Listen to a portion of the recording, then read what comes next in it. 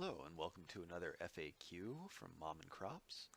Today's presentation is going to be regarding the Enail or electric nail. I'm going to go ahead and go over some ins and outs of that, starting with the various parts. Now here we have the control box of the electric nail, also known as a PID. That connects to the heating coil, and the heating coil heats up the nail. You can see where I'm pointing to the dish here. Now that sits on top of what's called a drop-down. A drop-down is an optional piece that creates a little bit of separation between your glass rig and the hot nail. We have our dabber and the carb cap, and that's a single piece in this specific instance. A little bit of cleaning supplies, and of course our medication. In this regard, some extractology from our deep freeze here. Now the first thing you're going to want to do is clean off your dabber if it's not already clean. What I like to do is to just take a paper towel or a Kleenex, warm up the tip of the dabber on my already heated coil, and simply wipe off.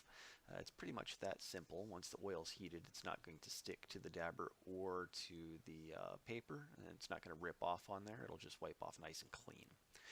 Once that's completed, we're going to want to get our dab nice and ready for the session proper.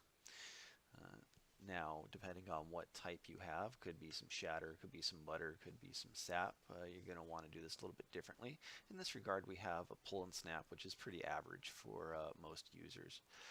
Now, what we like to do here is just take off a tiny bit so we don't have too much on the dabber. We don't want to waste any of that great medication. In order to do that, we slightly warm up the tip of the dabber on the exposed nail coil, and we basically just slice off a little bit of oil, and that's going to be like going through butter. Super easy.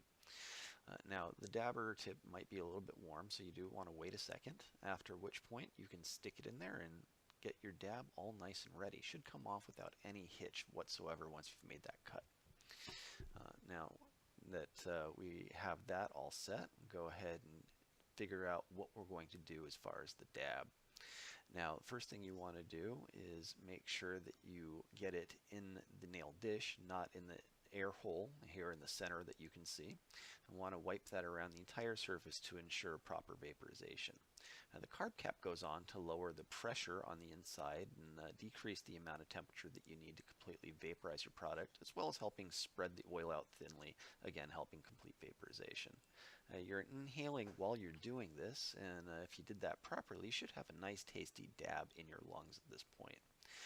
Now, to keep your nail nice and clean, we do recommend swabbing that out. You can use a Q-tip, either dipped in alcohol or just straight if you do it fast enough. It's not going to burn the cotton, so don't worry about that.